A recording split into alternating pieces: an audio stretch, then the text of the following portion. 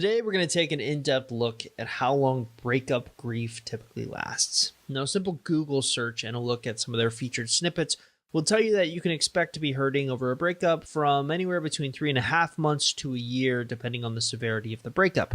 However, I think that original 3.5 month estimate is way too low. And the reality is that for most individuals, breakup grief will last anywhere between 6 to 12 months. So today, we're going to look at the following things. We're going to look at what's the normal amount of time it takes for someone to move on.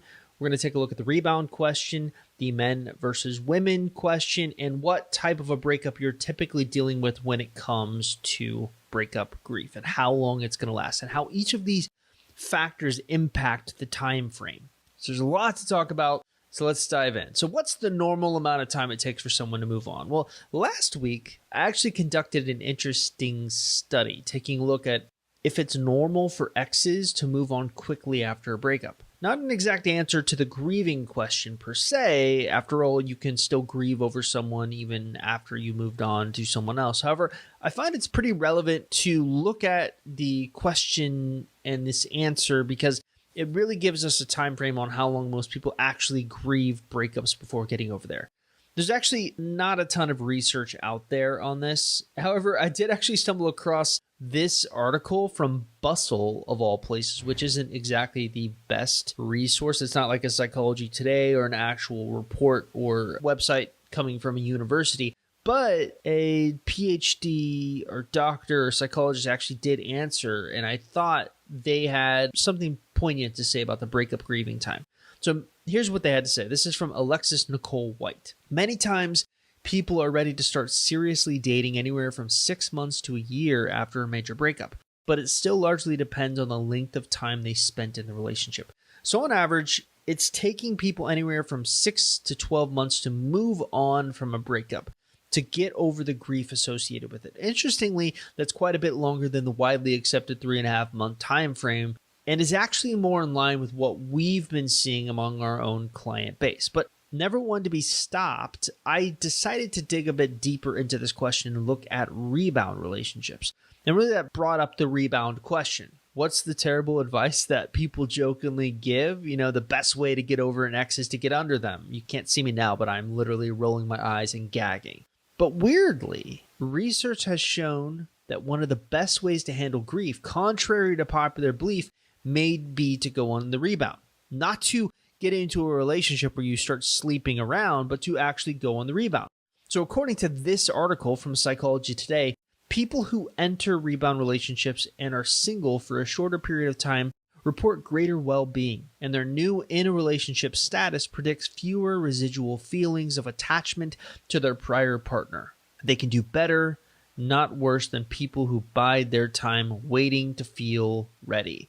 And this got me thinking, if a coping strategy that most people are employing for dealing with grief is going on the rebound, when would that actually occur?